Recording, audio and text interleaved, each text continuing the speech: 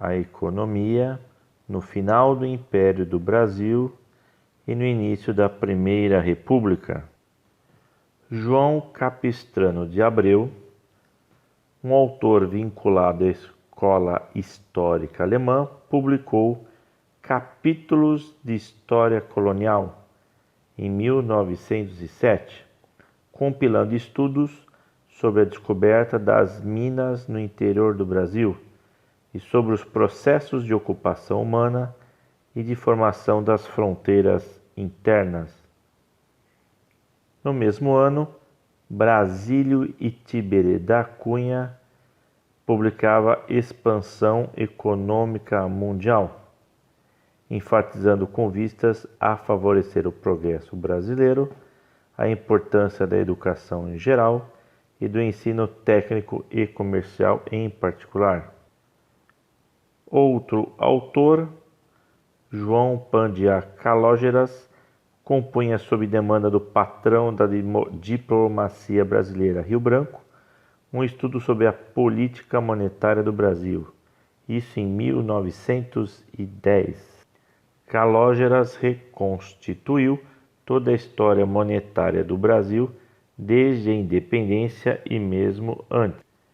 O nascimento da história econômica do Brasil e o seu retrato e a sua explicação, no sentido moderno da palavra, aconteceu na ocasião do primeiro Congresso de História Nacional, realizado no Rio de Janeiro em 1914, cujos trabalhos foram publicados na revista do Instituto Histórico e Geográfico Brasileiro, isso datando de 1916.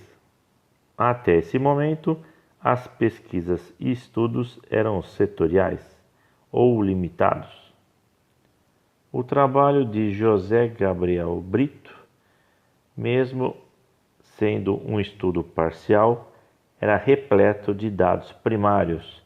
Isso data de 1923. O estudo era Pontos de partida para a história econômica do Brasil. A primeira abordagem abrangente de história econômica, social e cultural do Brasil aparece em 1934, com o estudo antropológico de Gilberto Freire, um sociólogo de Pernambuco que estudou nos Estados Unidos. A sua grande obra de destaque, Casagrande e Senzala, de 1934. Além de Freire, temos destaque Caio Prado Júnior, considerado o primeiro historiador marxista do Brasil, que publicou A Evolução Política do Brasil, em 1933. Outra obra na sequência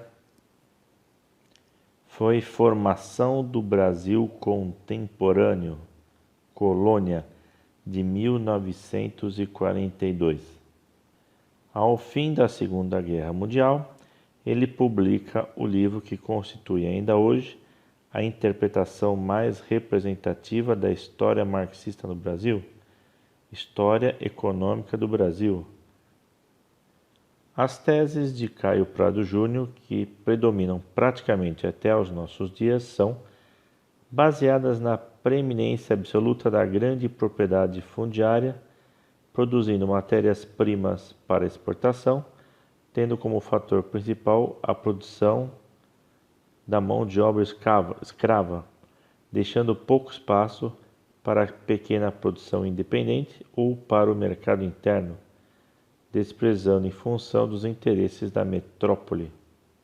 O terceiro autor que forma o tripé envolvendo Freire, Caio Prado, é Sérgio Buarque de Holanda.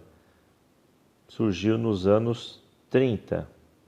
Conheceu uma longa carreira no terreno da história cultural e econômica, bem mais uma tradição weberiana que marxista, com pesquisas de história econômica e de ocupação das fronteiras internas, que mantém o seu valor ainda hoje, devido ao seu intenso trabalho de arquivos, que nem sempre era o caso de Caio Prado.